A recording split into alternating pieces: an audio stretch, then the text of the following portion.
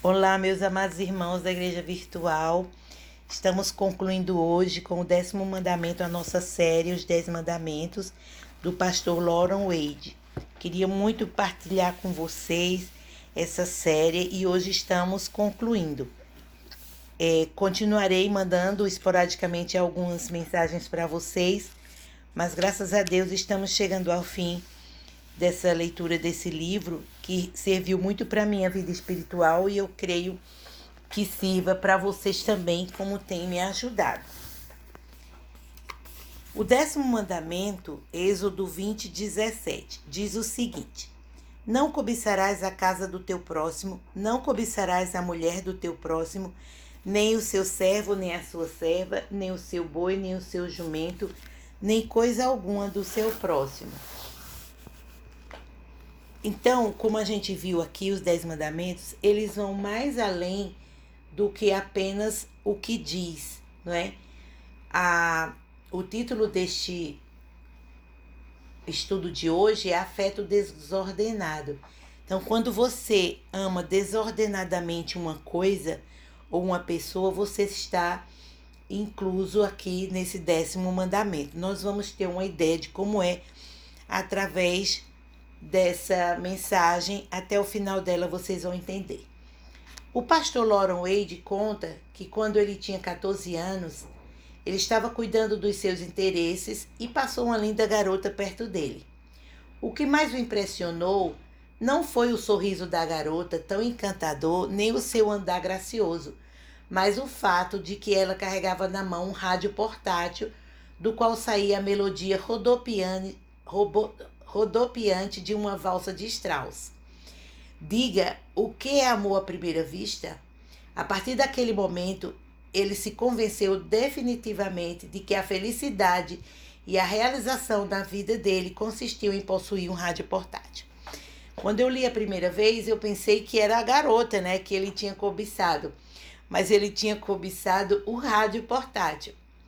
Naquele tempo, não era fácil comprar um rádio portátil.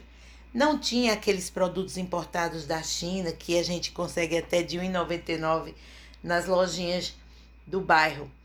Era muito difícil e ele tinha poucas economias, tinha apenas 14 anos. Então, ele passou mais ou menos um ano juntando dinheiro para comprar o seu querido rádio portátil. Quando ele conseguiu juntar $43, ele foi comprar o rádio no centro da cidade. Quando ele voltou para casa, ninguém estava em casa. Então ele ia fazer a lição de casa, mas ia primeiro escutar o seu rádio portátil. Então ele ficou muito feliz. Ligou o rádio e a felicidade era imensa. Aquele som ecoou por todos os cômodos da sua casa e muito mais no seu quarto. Então ele quis beber água. E o rádio? Como era portátil, ele levou o rádio até a cozinha. A música tocava no rádio e ele segurando o rádio junto à orelha. Os olhos estavam semicerrados e os pés se moviam de acordo com o ritmo da música que ele ouvia. Então, o seu pé esquerdo tropeçou na perna da mesa. Em um instante, ele estava no chão. O nariz bateu no chão e o rosto bateu também na perna da mesa. E o rádio? Fim da história. Ele estava todo quebrado no chão. Então, a felicidade para ele era aquele rádio e não durou nenhuma hora essa felicidade. Então, o seu pai, quando chegou em casa, foi muito gentil, mas ele disse: esse rádio foi muito caro, não é para você, meu filho? Está com o rosto todo machucado. E ele disse: foi, meu pai. E a partir daquele dia, ele aprendeu uma lição, mas logo esqueceu. E a mensagem foi clara. E teria sido porque a felicidade não se origina de um rádio ou de um objeto. A felicidade se constitui em Deus. A Bíblia diz E Jesus mesmo cita em Lucas 12:15: tende cuidado e guardai-vos de toda e qualquer avareza, porque a vida de um homem não consiste na abundância dos bens que ele possui. Então, o pastor Loron, quando tinha 14 anos, pensava que a felicidade dele estava no rádio. Eu já tive também pensamentos que a minha felicidade estava numa roupa, ou num acontecimento, ou num filho, num esposo, ou num carro, ou comprar minha casa. Mas a verdadeira felicidade é Cristo. A sua mãe costumava dizer a ele: até que o novo se gaste, então você já não vai ter tanta emoção com aquela coisa que você coloca a sua felicidade. Então, o seu rádio foi muito rápido, a felicidade. Mas é a lei da vida. Muitas vezes um rapaz conquista uma garota e poucos dias depois ele acha que ela não serve mais para as suas necessidades. E ele termina com ela, quebra o seu coração. E uma vez ele encontrou um amigo e disse: você não está mais com a Diana? Ele: não, ela não atende às minhas expectativas. Mas você amava. Ah, olha, a vida que segue. Supera isso, ela tem que superar. Então, esse rapaz, ele fazia o que o 10º mandamento nos protege de fazer: não cobiçar as coisas e nem usar as pessoas como se fossem coisas. O 10º mandamento traz ao culto as coisas, e para aquele rapaz e para muitas pessoas que pensam como ele, as pessoas não passam de coisas. Eles as usam para seu prazer e conveniência, mas aí quando a novidade passa, ele já quer outra pessoa para servir aos seus propósitos.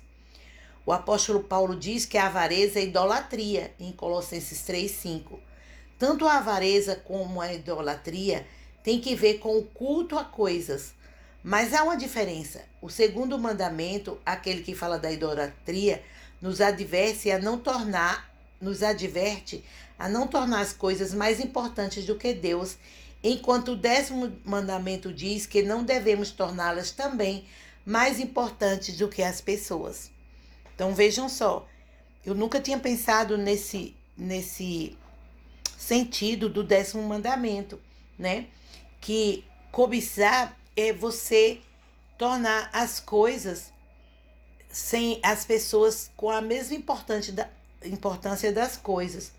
E esse mandamento nos proíbe a colocar nossos desejos egoístas acima dos direitos alheios ou valorizar pessoas e coisas em termos do benefício que podemos extrair delas. Tem muitas pessoas que gostam da gente porque a gente tem um carro, porque a gente ajuda a pagar a conta, ou porque a gente faz alguma coisa por eles. Mas a gente deve amar as pessoas sem nenhuma um pensamento oculto por trás. Devemos amar como amamos a nós mesmos. A gente não gosta quando aquelas pessoas gostam da gente por interesse, então também não podemos fazer isso com os outros. A história do Super-Homem, que foi aquele homem muito famoso, um dos primeiros, Christopher Reeve, que fez o Super-Homem 1, 2, 3 e 4, eu era bem pequena, mas eu gostava muito desses filmes de Super-Homem, né? Então ele tinha muito dinheiro, ele era um homem que tinha força, tinha poderes, então quando criança a gente acredita naquilo. E o próprio Christopher Reeve, ele pensou que ele tinha tudo isso. Ele tinha músculos enormes, ele tinha o peso correto, a altura correta, que todo homem, pelo menos toda criança, quer se vestir como Super-Homem. Então, ele conseguiu muito dinheiro, muitas coisas, deixou a primeira esposa, casou com uma muito mais nova, uns 10 anos mais nova do que a antiga.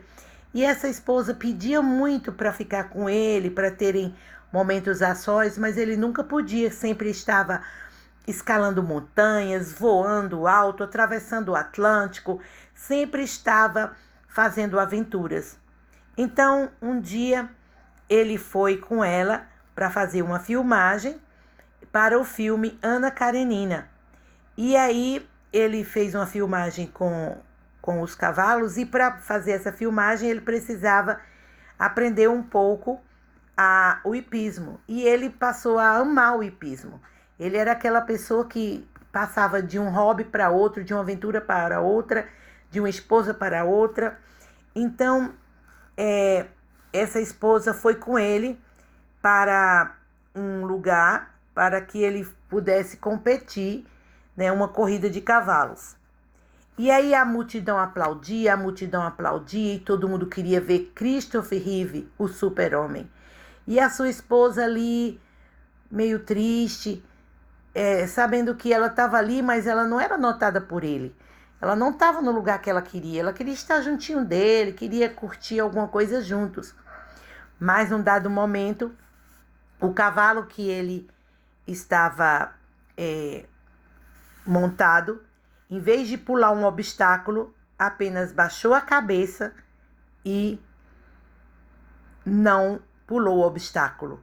Então, o Reeve, ele foi jogado, né? Porque o cavalo vinha com toda a velocidade e freou, baixando a cabeça. Então, ele foi jogado para muitos quilômetros. E aí, o que aconteceu?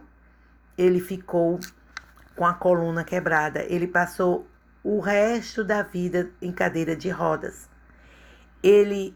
Daí ele começou a valorizar a sua vida e as pessoas.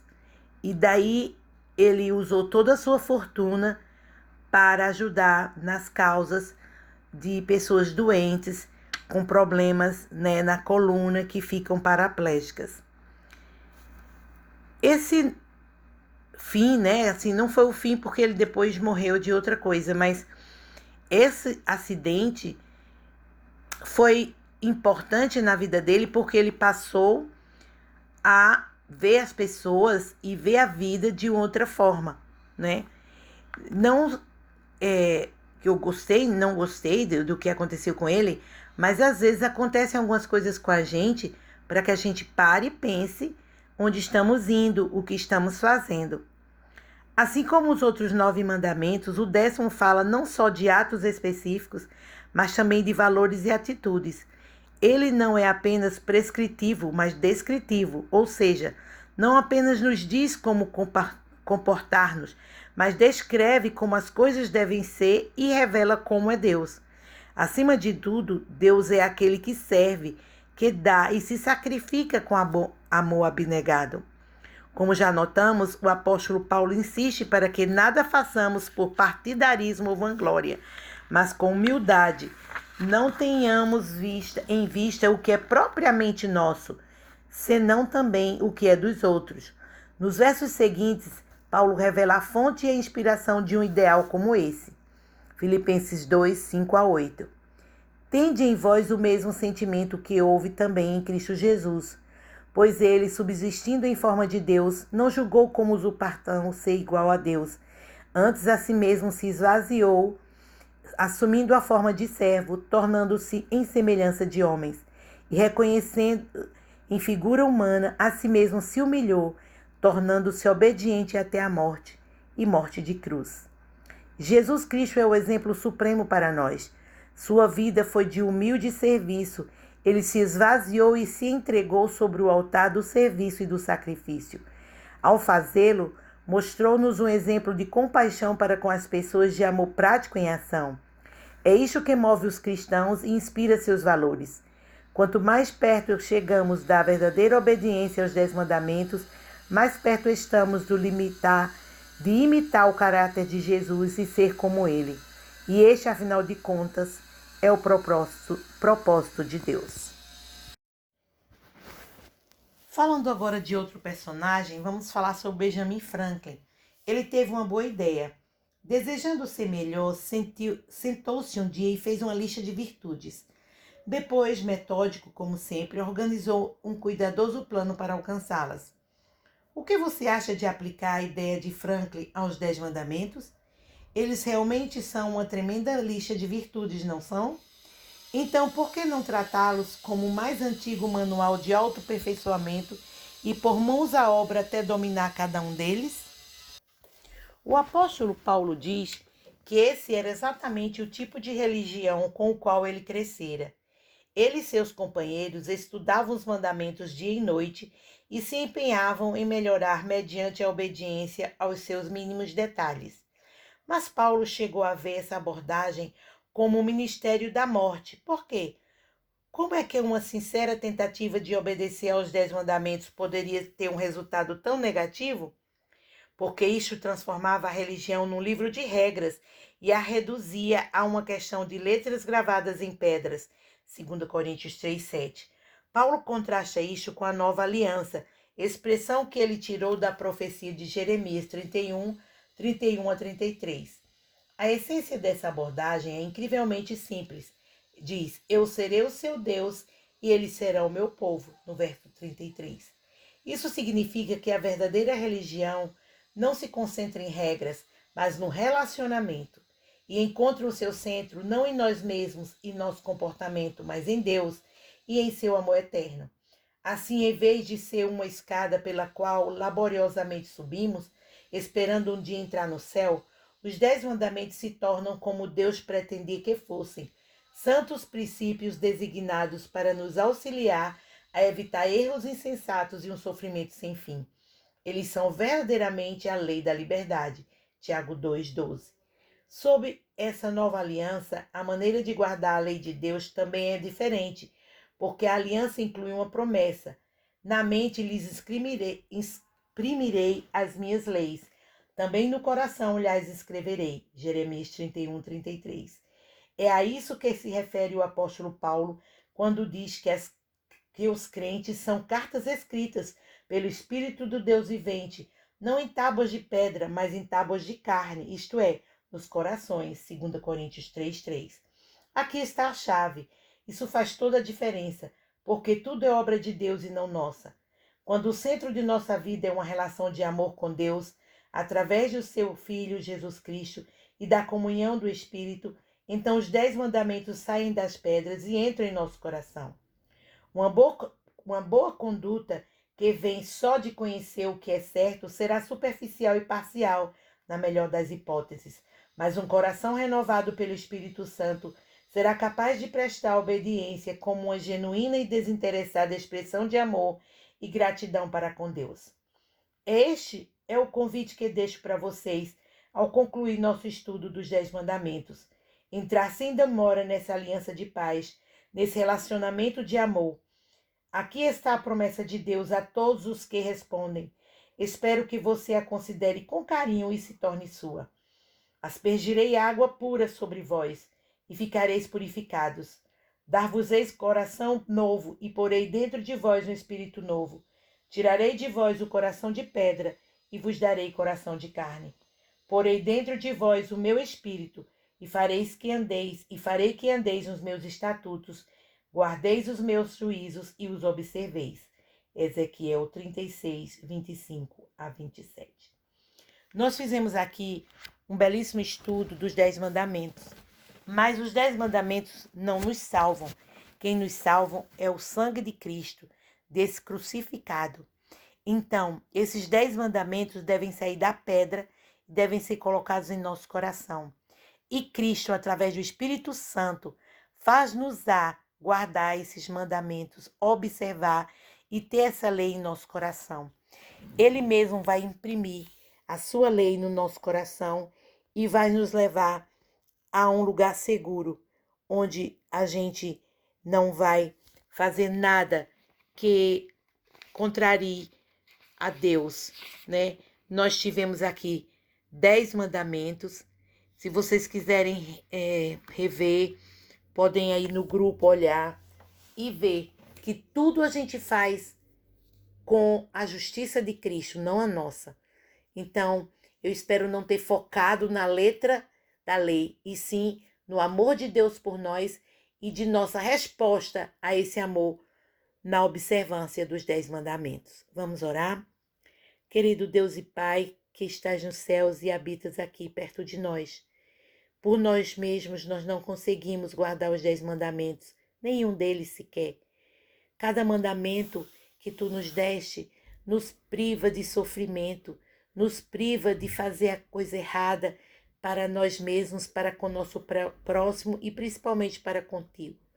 Nos ajuda, Senhor, no nosso viver diário, que esses mandamentos estejam gravados no nosso coração, na nossa mente, no nosso entendimento, para que possamos ter bons dias com a nossa família, com os nossos amigos, com aqueles que nos cercam e principalmente contigo. Dá-nos, Senhor, o poder da escolha, de escolher as virtudes que são tuas, as virtudes eternas que nos levarão até a habitação do Senhor. Perdoa nossos pecados, acrescenta nossa fé e nos ilumina, nos ajuda, que teu Espírito Santo nos oriente na guarda de todos os mandamentos, porque tu és santo, a tua lei também é santa, justa e boa. Que através do poder do Espírito Santo sejamos revestidos de toda a justiça dele e serem encontrados sem mácula quando Jesus voltar. No nome de Jesus, nós pedimos e já agradecemos essas bênçãos. Amém.